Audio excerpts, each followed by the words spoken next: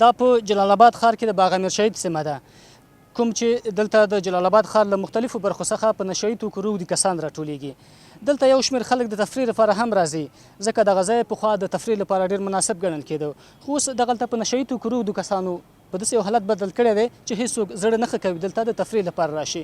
په نشه یي توکو روږدي کسان هم په دغه برخه کې حکومت ګرموي چې دوی ورته د کار روزګار زمینه نه ده برابره کړې. له بلې خوا یوه میاشت وړاندې د عامې روغتیا روغتون مسؤلینو یو لړ اقداماتو په ترڅ کې په دغه نشه یي توکو روږدي کسان یو ځانګړي روغتون ته واستول، خو ولیدل شول چې په جلال آباد ښار کې په ځای د دې چې په وخت په تېرېدو په دغه نشه یي توکو د روږدو کسانو شمېر راکم شي، بلکې برعکس وخت په تېرېدو د دغه شمېر مخ په زیاتېدو دی.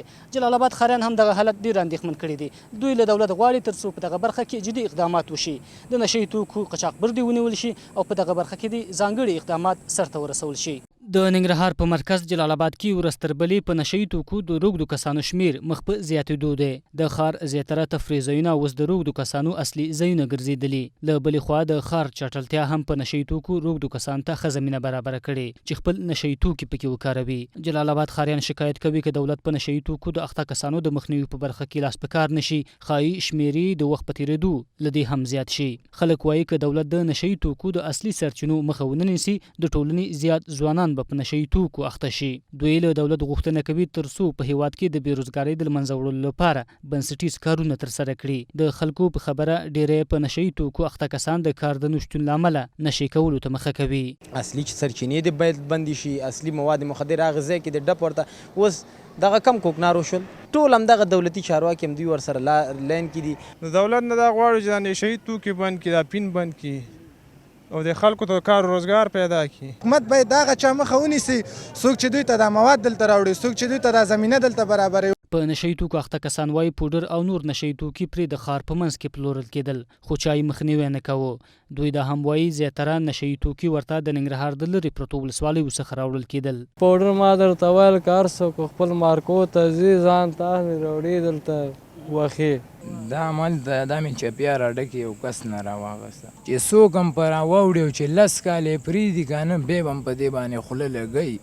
یو په مرګ دې خلاصېږي او د مرګ نه خوا د دې نه خلاصېدو بله لاره نشته. چلمتره کې خرڅېدل، دغه چپلیا راډک کې خرڅېدل، باغ کې خرڅېدل، ټول عالم د دنیا لیدل.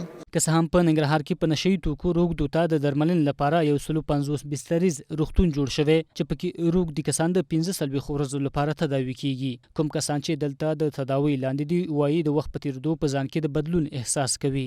ډېر شکر، ځان مو پیژنل، خدای مو پیژنل، سخت هم صحیح شو، خلکو سره ملاقات هم ملاو شو. خو پوښتنه دا ده ولې هغه کسان چې دلته تداوي کیږي له درملنې وروسته بیا نشه یي توکو ته مخه کوي. په ننګرهار کې په نشه یي توکو د روږدو کسانو د درملنې د روغتون رئیس محمد سمین ستانکزی علت بېروزګاري، د نشه یي توکو نه مخنیوی او په بازار کې په آزاد ډول د مخدره موادو پلورل یادوي. بازار کې خو نشه یي توکي په ډېر اسانه دوی ته لاسته ورځي او یو خوا نه دوی بیکاره دي، ځینې هغه ټولنیزې ستونزې لري چې هغه ستونزې او بیکاري دا سبب کېږي چې دوی بېرته په نشه یي توکو باندې په اسانۍ سره اخته شي.